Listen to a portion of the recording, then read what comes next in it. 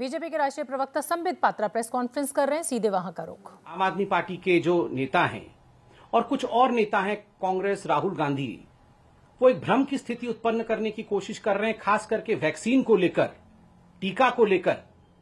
उस पर कहीं न कहीं आज तथ्य रखने की आवश्यकता है। 3 विषयों को मैं स्पर्श करूंगा। I will be touching 3 points.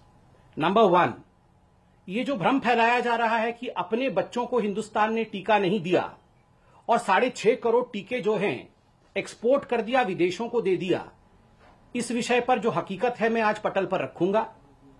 दूसरा विषय यहां बार बार पूछा जा रहा है और कहा जा रहा है कि कंपल्सरी लाइसेंसिंग, आखिरकार ऐसा क्यों नहीं करते हैं कि कंपल्सरी लाइसेंसिंग कर दी जाए और बाकी सारी कंपनियों को कहा जाए कि वो भी वैक्सीन मैन्युफैक्चर करें। इससे बहुत वैक्सीन मैन्युफैक्चर होगा और सुविधा हो जाएगी। और अगर केजरीवाल जी के शब्दों में कहा जाए तो फॉर्मूला को डिक्लेयर कर देना चाहिए, उस पर भी मैं कहने वाला हूं। और तीसरा विषय, आम आदमी पार्टी के ये जो चिट्ठी खेल हो रहा है और जिस प्रकार का झूठ वो बोल रहे हैं वैक्सीन को लेकर, उस पर भी खुलासा करूंगा। मगर सबसे पहले जो तकनीकी विषय है उन दोनों को मैं स्पर्श करूंगा, कॉमर्शियल लाइसेंसिंग और एक्सपोर्ट क्यों हुआ। कल तक 11 मई 2021 तक लगभग 6.63 करोड़ वैक्सीन, 6.63 करोड़ वैक्सीन के डोजेस जो हैं वो एक्सपोर्ट किए गए थे, हिंदुस्तान के बाहर भेजे गए थे। इसको लेकर काफी घमासान रहा कि आखिर ये क्यों भेजे गए। हिंदुस्तान में वैक्सीन की कमी थी, इनको भेजना नहीं चाहिए था, अपने बच्चों को पहले वैक्सीन करना चाहिए था, बाद में लोगों को देना चाहिए था। देखिए, ये जो वैक्सीन बाहर भेजे गए वो 2 कैटेगरी में भेजे गए हैं। जो पहला कैटेगरी है जिसमें लगभग 107 लाख अर्थात 1 करोड़ 7 लाख आसपास वैक्सीन भेजा गया है, यह एड के रूप में भेजा गया है। एड मतलब मदद, एड मतलब ग्रांट के रूप में भेजा गया है। ग्रांट के रूप में, मदद के रूप में, एड के रूप में मात्र 1 करोड़ वैक्सीन ही भेजा गया है। बाकी जो वैक्सीन भेजी गई है, 84% जो वैक्सीन भेजी गई है, लगभग 5 करोड़ से अधिक, वो लायबिलिटी के रूप में भेजी गई है, जो आपको करना ही था। चाहे हमारी सरकार होती, चाहे किसी की भी सरकार होती, उसको वो क्वांटिटी भेजना ही था, क्योंकि वो लायबिलिटी है। वो किस प्रकार से लायबिलिटी है और एड किसको हमने दिया है, आज मैं इसको एक्सप्लेन करने वाला हूं। आप सब ध्यान से सुने। जहां तक एड का सवाल है, हमने लगभग, जैसा मैंने कहा, 107 लाख, 1 करोड़ और कुछ वैक्सीन हमने बाहर भेजे हैं। किसको मुख्यतः हमने एड दिया? हमने एड दिया है अपने नेबरिंग 7 देशों को। जो हमारे देश के आसपास जो 7 देश हैं, जो 7 मुल्क हैं, जो हमारे नेबर्स हैं, उनको हमने एड दिया। और कितना एड दिया? 78.5 लाख डोजेस। इन 1 करोड़ से थोड़े अधिक जो डोजेस हमने एड के रूप में दिए, उसमें 78 लाख डोजेस हमने अपने देश के आसपास के देशों को दिया। उस पर भी आप सवाल खड़ा कर सकते थे कि क्या आवश्यकता है बांग्लादेश को देना, क्या आवश्यकता है बाकी देशों को देना। देखिए, ये डिप्लोमेसी नहीं है, ये डिप्लोमेसी के साथ साथ ये एपिडेमियोलॉजी भी है। कैसे एपिडेमियोलॉजी है? अगर आप अपने देश के आसपास के देशों की सुरक्षा की चिंता भी करते हैं, थोड़ी बहुत चिंता करते हैं, उनको मदद करते हैं, तो ये वायरस जो बाउंड्रीज नहीं जानता है, ये वायरस जो सरहदें नहीं जानता है, आप अपने देश और अपने देश के जो बाउंड्री वाले स्टेट्स हैं उनको भी प्रोटेक्ट करते हैं। तो स्वाभाविक रूप से ये एड, ये जो ग्रांट है, केवल 1 करोड़ वैक्सीन डोजेस का ये बनता था। दूसरा है, जो एड में मैंने कहा 107 लाख, 1 करोड़ समथिंग, 78 तो हमने इनको दिया। बाकी 2 लाख डोजेस हमने किसको दिए? हमने United nation peace keeping force, जो संयुक्त राष्ट्र का पीस कीपिंग फोर्स होता है, हमने उसको दिया है। संयुक्त राष्ट्र के पीस कीपिंग फोर्स को क्यों दिया? आपको जान के खुशी भी होगी और आपको जान के आश्चर्य भी होगा कि किस प्रकार का भ्रम फैलाया गया। 6600 इंडियन सोल्जर्स जो हैं, जो हिंदुस्तान के जवान हैं, वो आज सरहद से दूर, हमारे देश के सरहद से दूर, संयुक्त राष्ट्र के लिए और पीस कीपिंग के लिए काम कर रहे हैं। वो भिन्न भिन्न देशों में प्लेस्ड है। अगर हमने पीस कीपिंग फोर्स को 2 लाख डोजेस दिया था, तो अपने जवानों को किस तरह दोनों डोजेस लग सके, हमारे जवान जो हमारे देश से बाहर रह के भी हमारे देश के हितों की रक्षा कर रहे हैं, उनको कैसे प्रोटेक्ट कर सके, उसके लिए वो डोज दिए थे। क्या ये गलत है? हम नहीं मानते हैं ये गलत है। अब आते हैं, ये जो एड दिया गया, ये कुल मिलाकर जितना भी हमारा एक्सपोर्ट हुआ उसका 16% था, अर्थात लगभग 1 करोड़ डोजेस। बाकी जो 5.5 करोड़ डोजेस हैं, लगभग 84% जो है, वो क्यों बाहर भेजा गया? वो एड नहीं है, वो ग्रांट नहीं है, वो कोई सहायता नहीं है, वो लायबिलिटी है, वो कंपल्शन है। दो प्रकार की लायबिलिटीज होती है, एक है कॉमर्शियल लायबिलिटी और दूसरा है लाइसेंसिंग लायबिलिटी। कॉमर्शियल लायबिलिटी क्या है? कॉमर्शियल लायबिलिटी है ये दो कंपनी भारत की जो भारत में मैन्युफैक्चर कर रही हैं वैक्सीन, कोविशील्ड की सीरम इंस्टीट्यूट ऑफ इंडिया और कोवैक्सीन की भारत बायोटेक। इन्होंने पहले से ही कुछ अरेंजमेंट देश के बाहर बुकिंग्स ली थी और कुछ एडवांस पेमेंट लिया था। और जिन देशों से ये रॉ मटेरियल लाते हैं, आप देखिए कोई भी वैक्सीन बनता है, कोई भी उत्पाद बनता है, उसके लिए रॉ मटेरियल की आवश्यकता है। जिन देशों से ये कंपनीज रॉ मटेरियल लेते हैं, उन देशों के साथ बैठ करके रॉ मटेरियल लेते समय इन्होंने कुछ करार साइन किए थे कि ठीक है, आपसे हम रॉ मटेरियल लेंगे, बदले में हम आपको कुछ वैक्सीन बुकिंग के लिए अलाउ करेंगे, अर्थात हम पेमेंट लेंगे, एडवांस पेमेंट लेंगे, मुफ्त में नहीं देंगे, और बुकिंग करके आपको वो जो उत्पाद निकलेगा रॉ मटेरियल से वो पहुंचाएंगे। ये तो कॉमर्शियल लायबिलिटी है। आप रॉ मटेरियल ले रहे हैं, बदले में पैसा लेकर के आप उनको वैक्सीन दे रहे हैं, ये अनिवार्य है। ये किसी की भी सरकार हो, ये जो हस्ताक्षर आप करते हैं, जो कंपनीज हस्ताक्षर करती है, जो एडवांस पेमेंट लेती है, उसके एवज में उनको देना ही पड़ेगा। दूसरा जो लायबिलिटी है, दूसरी लायबिलिटी है आपकी लाइसेंसिंग लायबिलिटी।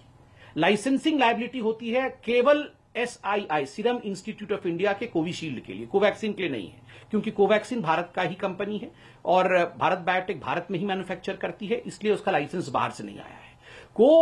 कोविशील्ड के लिए जो SII ने लाइसेंस लिया है वो एस्ट्राजेनिका से लिया है, ऑक्सफर्ड का लाइसेंस है। तो स्वाभाविक रूप से जब ये लाइसेंस बाहर से आता है तो आपको बाहर कुछ भेजना पड़ता है। क्यों भेजना पड़ता है? कि WHO कोवैक्स फैसिलिटी बनी है, संयुक्त राष्ट्र की जो WHO है, वर्ल्ड हेल्थ ऑर्गेनाइजेशन, इसकी एक कोवैक्स फैसिलिटी बनी हुई है और भारत ने 30% अपना वैक्सीन लाइसेंसिंग लायबिलिटी के अंतर्गत कोवैक्स फैसिलिटी को भेजा WHO में। क्यों भेजा? जब पूरे विश्व में हाहाकार मचा हुआ था कोरोना को लेकर, अभी भी मचा हुआ है, और वैक्सीन को लेकर किस प्रकार वैक्सीन को मैन्युफैक्चर करना है, उसमें कोऑपरेशन कैसे रहेगा, सभी देश मिलकर कैसे करेंगे, तो एक कोवैक्स फैसिलिटी WHO में बनाई गई और सभी देशों ने उसमें करार हस्ताक्षर किया, एक करार साइन किया कि ठीक है, हम भी इसके हिस्से बनेंगे, रॉ मटेरियल इत्यादि हम लेंगे, बदले में हम अफोर्डेबल प्राइस में WHO के कोवैक्स फैसिलिटी को भी कुछ वैक्सीन सप्लाई करेंगे, जिसके बदले में WHO हमें लाइसेंस इत्यादि देगी, WHO रॉ मटेरियल के लिए हमें मदद करेगी। आज आप देखिए एस्ट्राजेनिका का जो हमें लाइसेंस मिला, जिसके एवज में आज कोविशील्ड मैन्युफैक्चर हो रहा है, तो स्वाभाविक रूप से उसमें WHO कोवैक्स फैसिलिटी का भी एक बड़ा हाथ है। और चूंकि ये करार तमाम देशों ने हस्ताक्षरित किया था, we are all part of that agreement with WHO COVAX facility. So 30% of what we call as export was sent as a compulsory item to WHO COVAX facility. So इसको आप नहीं कह सकते हैं कि हमने अपने बच्चों को वैक्सीनेट नहीं किया, वहां क्यों दे दिया। अगर हम ये नहीं करार करते तो कल को ये वैक्सीन की जो सुविधा हमें कोविशील्ड के रूप में भारत में मिली है वो नहीं मिलती। जो मैंने commercial supply, booking, advance payment इत्यादि कहा था, उसमें 2 पॉइंट में कहना चाहूंगा। 14% तथा कथित एक्सपोर्ट, क्योंकि एक्सपोर्ट नहीं है, 14% जो वैक्सीन गया है वो यूनाइटेड किंगडम को गया है। यूनाइटेड किंगडम को क्यों गया है? आप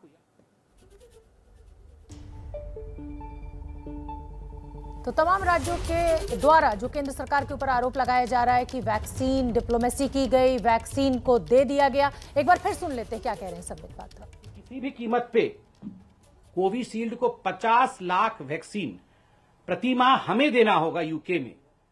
कोविशील्ड के निर्माता SII जो भारत में है, जो सब लाइसेंस होल्डर है, उन्होंने मना कर दिया था। इस पर आपको पता होगा एस्ट्राजेनिका ने कहा था कि हम लाइसेंस नहीं देंगे सीरम इंस्टीट्यूट ऑफ इंडिया को। वो तो धन्य है कि हमारे प्रधानमंत्री नरेंद्र मोदी जी ने यूके में बात किया और जिस प्रकार से यूके ने इसमें एक बहुत ही स्ट्रांग स्टैंड लिया, वो सब लाइसेंसिंग जो है सीरम इंस्टीट्यूट ऑफ इंडिया को मिला और आज कोविशील्ड इंडिया में मैन्युफैक्चर हो रहा है। तो यह कहना कि यूके को आपने क्यों दिया, उसका मैंने वैज्ञानिक दृष्टिकोण समझाया। 12.5% अर्थात एक छोटा सा जो वैक्सीन का कैशमेंट है वो सऊदी अरब गया कॉमर्शियल एडवांस बुकिंग के माध्यम से और पेमेंट के माध्यम से। और आपको पता होगा सऊदी अरब में जो भारत के डायस्पोरा है वो काफी बड़े तादाद में रहते हैं और उन सब को, जो हमारे भारतीय भाई बहन सऊदी अरब में हैं, उनको दोनों डोजेस मुफ्त में सऊदी अरब लगा रही है। क्या हमारा ये जिम्मा नहीं है? हमने पेमेंट में दिया है, बुकिंग लेके इन दोनों कंपनियों ने दिया है। मगर जिस प्रकार का भ्रम पूरे हिंदुस्तान में फैलाया जा रहा है कि मुफ्त में हिंदुस्तान की सरकार ने 6.5 करोड़ डोजेस जो हैं वो एक्सपोर्ट कर दिए, वो बाहर भेज दिए, मुझे लगता है आज इसकी सच्चाई आप सबके सामने आई है। और मुझे दुख के साथ कहना पड़ रहा है कि जो लोग इन विषयों को समझते हैं वो भ्रम फैला रहे हैं। आज के इस ग्लोबल विलेज में कोई भी देश एक द्वीप के रूप में, एक छोटे से आइलैंड के रूप में नहीं रह सकता है। In this global arena, in this global era, no country can exist as an island in itself. There has to be cooperative globalization as well. ये एक विषय आपका एक्सपोर्ट को लेकर था। दूसरा विषय जो कुछ दिनों से जो ऑपोजिशन पार्टी के लोग भ्रम फैलाने की कोशिश कर रहे हैं कि भारत की सरकार कंपल्सरी लाइसेंसिंग क्यों नहीं कर देती है। और केजरीवाल जी, मनीष सिसोदिया जी 3 दिन से लोगों को ये बोल रहे हैं कि फॉर्मूला हमें दे दो, फॉर्मूला हमें दे दो। देखिए, ये जो आम जनता है इनको समझाने की आवश्यकता है। मैं बहुत साधारण शब्दों में और बिल्कुल साधारण तरीके से समझाऊंगा कि ऐसा क्यों नहीं हो रहा है और ऐसा होने में अड़चन क्या है। देखिए, ये जो वैक्सीन का फॉर्मूला है, ये कोई ऐसा फॉर्मूला नहीं है कि कोई साधारण सा विषय हो और इसका फॉर्मूला हो और आपको फॉर्मूला दे दिया और आपने घर में वैक्सीन बना लिया, या कोई भी कंपनी अपने घर में वैक्सीन बना लेगी और उसका वितरण शुरू हो जाएगा। इसके पीछे बहुत सारी कॉम्प्लेक्सिटीज है, इसके पीछे बहुत सारी विषय है जिसको आपको जानने की आवश्यकता है। हमारे भारतवर्ष में 2 वैक्सीन है, जैसे आपको पता है, कोविशील्ड जो सीरम इंस्टीट्यूट ऑफ इंडिया बनाती है, और दूसरा वैक्सीन कोवैक्सीन है जो भारत बायोटेक और जो इंडिजिनस हमारे देश का ही प्रोडक्ट है। अब आता है लाइसेंस और फॉर्मूला का। देखिए, कोविशील्ड का जो फॉर्मूला है, कोविशील्ड के पास जो लाइसेंस है वो भारत का लाइसेंस नहीं है। मैं आपको बता दूं, और पहले भी बताया था, एस्ट्राजेनिका ऑक्सफोर्ड एस्ट्राजेनिका के पास इसका लाइसेंस है। एस्ट्राजेनिका लाइसेंस होल्डिंग अथॉरिटी है। इन्होंने सब लाइसेंस किया है। जैसे हम घर को सबलेट करते हैं, वैसे ही इन्होंने सब लाइसेंसिंग किसको किया है? भारत में सीरम इंस्टीट्यूट ऑफ इंडिया को किया है। क्या सीरम इंस्टीट्यूट ऑफ इंडिया अगर चाहे तो इस फॉर्मूला को, इस कॉन्ट्रैक्ट को, इस लाइसेंस को किसी और कंपनी को दे सकती है क्या? नहीं दे सकती है, क्योंकि उसके पास लाइसेंसिंग अथॉरिटी नहीं है। उसका जो भी इंटेलेक्चुअल प्रॉपर्टी राइट है वो एस्ट्राजेनिका के पास है, जो विदेशी कंपनी है, एक ब्रिटिश स्वीडिश कंपनी है, वो इंडिया की कंपनी नहीं है। क्या इंडिया इस लाइसेंस को कभी भी प्रोक्योर कर सकती है? ला सकती है, ला सकती है। कैसे ला सकती है? अगर WHO में, अगर यूनाइटेड नेशन में हम जाएं, संयुक्त राष्ट्र में जाए, एक ट्रिप्स की संधि होती है। ये संधि ट्रिप्स की जो होती है, ये लाइसेंसिंग के इंटेलेक्चुअल प्रॉपर्टी को लेकर होती है। अगर इस ट्रिप्स के संधि में किसी प्रकार से परिवर्तन किया जाए और पूरा विश्व और संयुक्त राष्ट्र कहे कि जो देश इसमें सम्मिलित हैं वो तैयार हो जाएं कि हां, हम तैयार हैं टू वेव ऑफ ट्रिप्स, चलिए जो डेवलपिंग और अंडर डेवलप्ड कंट्रीज हैं उनको भी हम ये लाइसेंस देंगे, तो बिल्कुल हमारे देश में भी ये लाइसेंस आ सकता है।